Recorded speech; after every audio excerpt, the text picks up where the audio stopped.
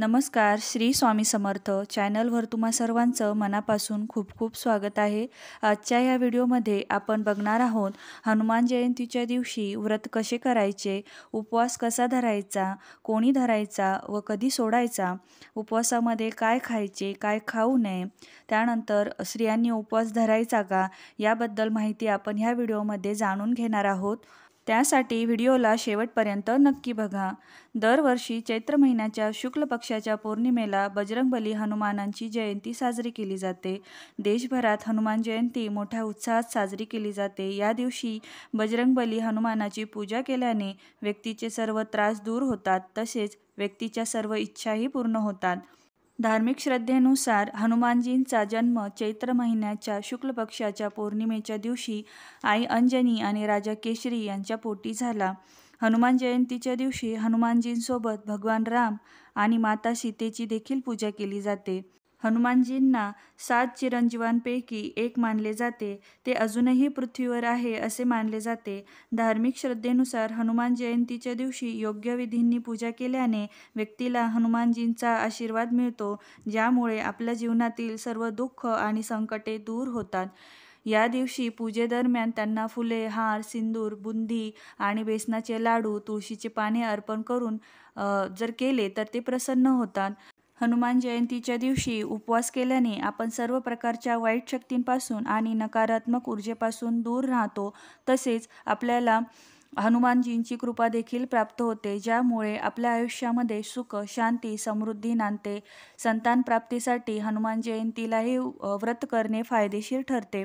भगवान बजरंगबलींचे व्रत म्हणजेच उपवास केवळ मंगळवारीच केले जाते, परंतु हनुमानजींच्या जन्माच्या दिवशी म्हणजेच हनुमान जयंतीच्या दिवशी व्रत केल्याने सर्व मनोकामना हनुमानजीपर्यंत लवकर पोचतात व आपल्या इच्छापूर्ती सहस्रपटीने पूर्ण होतात व आपल्यावरील संकटे लवकर दूर होण्यास मदत होते। तुम्ही हे व्रत हनुमान जयंतीच्या दिवशी तर आवर्जून कराच, परंतु महिन्याच्या दर मंगळवारी देखील हे व्रत केल्यास उत्तम मानले जाते। हे व्रत शक्ती, धैर्य, सन्मान आणि प्रयत्न वाढवणारे मानले जाते। हे व्रत केल्याने बजरंगबली प्रसन्न होतात आणि आपल्या जीवनातील सर्व त्रास दूर करतात। तसेच उपवास केल्याने आपण सर्व प्रकारच्या वाईट शक्तींपासून दूर राहतो असेही मानले जाते। पौराणिक मान्यतेनुसार आणि स्कंद पुराणात सांगितलेल्या संदर्भानुसार हनुमानजींचा जन्म मंगळवारी झाला। या कारणास्तव हा दिवस त्यांच्या उपासनेसाठी समर्पित आहे, परंतु यावर्षी हनुमान जयंती ही शनिवारी येत आहे, तरीही आपण व्रत करायचे आहे, कारण दर मंगळवारी करणाऱ्या व्रताचे फळ हे हनुमान जयंतीच्या दिवशी केलेल्या व्रताचे बरोबरीचे असते। त्यामुळे दर मंगळवारी व्रत करण्यास नाही जमले तरी हनुमान जयंतीच्या दिवशी उपवास अवश्य करावा। या दिवशी उपवास केल्याने जीवनातील सर्व प्रकारचे त्रास नाहीसे होतात।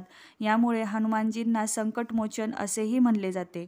मंगळ ग्रह सुद्धा हनुमानजींशी संबंधित आहे, म्हणूनच मंगळवारी हनुमानजींची पूजा व व्रत केले जाते। या दिवशी उपवास करून सुंदरकांडचे पठण केल्यास मंगळचे दोष किंवा अशुभ परिणामही दूर होतात। आता उपवास पकडताना काही नियम पाळायचे असतात, ते बघूया। हनुमान जयंतीच्या दिवशी व्रत करताना व्रत शुद्धतेची अत्यंत काळजी घेतली पाहिजे। पूजेच्या वेळी मन भटकू देऊ नये, शांत मनाने परमेश्वराचे ध्यान करावे। तसेच या दिवशी उपवास ठेवल्यास एक पदार्थ जो आहे तो चुकूनही खाऊ नये। तो पदार्थ म्हणजे मीठ। हनुमानजींच्या उपवासाला मीठ अजिबात चालत नाही, त्यामुळे या दिवशी मीठ अजिबात खायचे नाही। तसेच कोणतीही गोड वस्तू दान केली तर ती स्वतः खाऊ नये। या दिवशी चुकूनही व्रत करताना काळ्या किंवा पांढऱ्या रंगाचे कपडे परिधान करू नये। या दिवशी लाल किंवा केशरी रंगाचे कपडे परिधान करणे अत्यंत शुभ आहे। उपवास केल्यास दिवसातून एकदाच खावे। तसेच आता हनुमान जयंतीच्या दिवशी उपवास केल्यास काय पदार्थ आपण खाऊ शकतोय ते बघूया। या दिवशी आपण साबुदाण्याची खिचडी देखील खाऊ शकतोय, परंतु खिचडीमध्ये मिठाचा वापर अजिबात करू नये, त्याऐवजी सैंधव मिठाचा वापर करावा। त्यानंतर फलाहार देखील घेऊ शकतोय। ज्यांना शक्य आहे अशांनी निरंकार उपवासही धरू शकताय, परंतु ज्यांना निरंकार राहणे जमत नाही अशांनी एक भुक्त उपवास करावा, म्हणजेच एका वेळी अन्न खावे। ज्यांना हेही जमत नाही त्यांनी उपवास नाही केला तरी चालेल, परंतु हनुमानजींची उपासना नक्की करावी, कारण देव हा फक्त भक्तीचा भुकेला असतो आणि मनोभावे केलेली सेवा ही त्यांच्यापर्यंत नक्कीच पोहोचते. तुम्ही मनोभावे केलेली उपासना, भक्ती, तुमचा मनाचा भाव हा हनुमानजींपर्यंत नक्की पोहोचेल आणि ते प्रसन्नही होतील आणि तुमच्या मनोकामना, संकटे नक्कीच दूर करतील.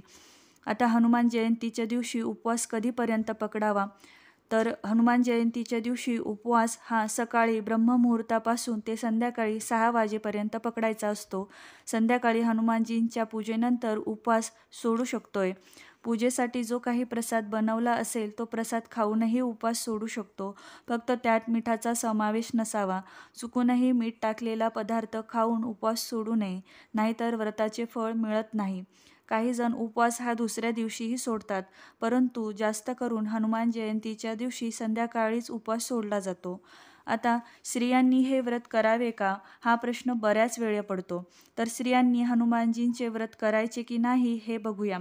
हनुमानजींच्या पूजेबद्दल अनेकदा महिलांच्या मनात शंका निर्माण होतात, परंतु पुराणात असे सांगितले गेले आहे की महिला देखील बजरंगबलीची पूजा आणि उपवास करू शकतात. कोणत्याही शास्त्रात असे लिहिलेले नाही की महिलांनी हनुमानजींची उपासना करू नये.